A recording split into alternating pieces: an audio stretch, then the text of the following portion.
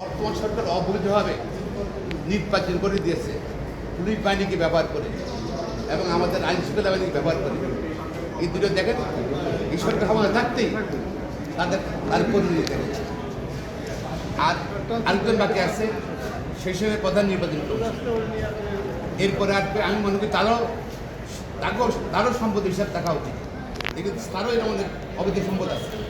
আর তৎকালীন বিসি যারা এই নির্বাচনটা ভুয়া নির্বাচনটা অবৈধ নির্বাচনটা ভোট বিহীন নির্বাচনটা ব্যবস্থা করছিল ডিসি এসপি ওদেরও বোধহয় তাদের সম্পদের তদন্ত করা উচিত। আমার মনে হয় কিছু জনের জাতি সান্ত্বনা পাচ্ছে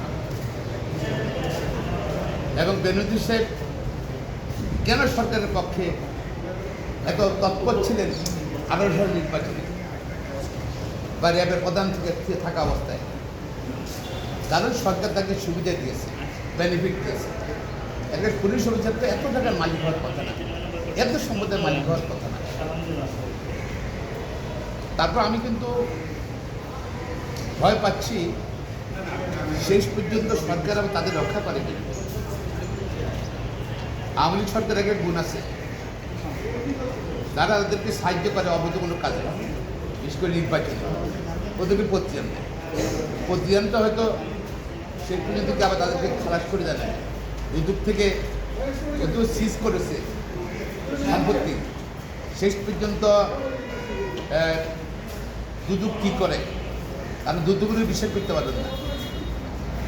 ইংল্যান্ডে যেরকম এই বৃষ্টি এই রোদ আনপ্রেডিক্টেবল, বাংলাদেশের দুদকে একই অবস্থা। তারা আরও দেখেন তারা কিন্তু ঠিক নাই, এক সময় একরকম অ্যাকশনে যায়, সরকারের সঙ্গে সঙ্গে তারা নড়াচড়া করে।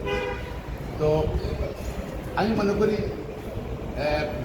আরও যারা কর্মকর্তা আছে, ডিসি আছে, নির্বাচন কমিশন আছে, সেই সময় তাদের ব্যাপারে তদন্ত দেওয়া উচিত এবং দেশে গণতন্ত্রের স্বার্থে এবং আমাদের আইন শৃঙ্খলা বাহিনী, আমাদের রাষ্ট্রীয় যেসব সংস্থাকে সরকার অবৈধভাবে ব্যবহার করেছিল ক্ষমতা আসার জন্য 18 সালে, তাদের ব্যাপারে তদন্ত দেওয়া উচিত এবং 24 সালেও যেসব প্রধান নির্বাচন পর্যন্ত সব এবং আইন শৃঙ্খলা বাহিনীর কর্মকর্তারা যারা জড়িত আছে তাদের ব্যাপারেও কিন্তু আমি মনে করি তদন্ত দেওয়া উচিত।